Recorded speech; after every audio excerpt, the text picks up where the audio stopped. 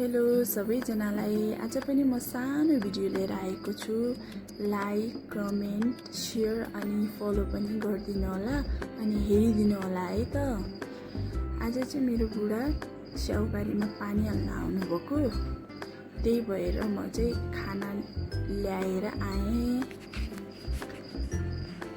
11-12 बजिसकेको थियो होला, भोक लागिरहेको थियो होला, त्यही भएर शीतलमा बसेर खाना खान लाग्नु भएको छ।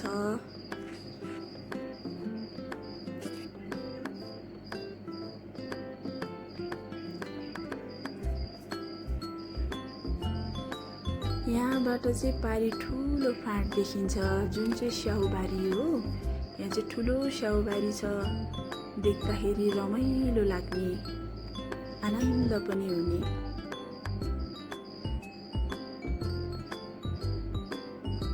हामीले स्याउबारीमा पानी हाल्दा चाहिँ यसरी कुलोबाट ल्याएर हाल्छौँ।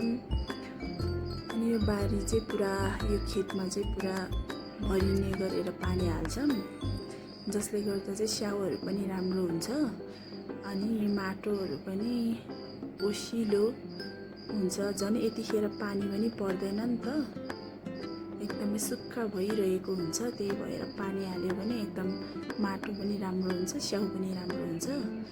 अनि यहाँबाट त्यो पारी देखिरहेको छ, त्यो चाहिँ हाइड्रो पावर हो, टुकुचे हाइड्रो पावर।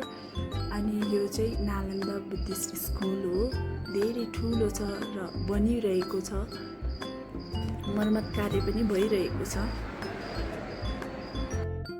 स्याउबारीमा पानी हाल्दाखेरि चाहिँ यसरी हाल्नुपर्छ, पुरै भरिने गरेर, त्यसपछि स्याउ राम्रो हुन्छ।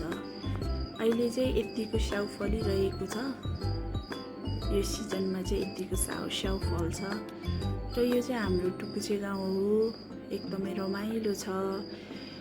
मसँग आउनुहुने साथीहरूले चाहिँ एकचोटि यहाँ पनि भिजिट गर्नु होला, एकदमै रमाइलो छ। रमणीय दृश्यहरू देख्न सक्नुहुन्छ, स्याउबारीहरू देख्न सक्नुहुन्छ, भिजिट गर्नुहोला। धन्यवाद मेरो भिडियो हेरिदिनु भएकोमा।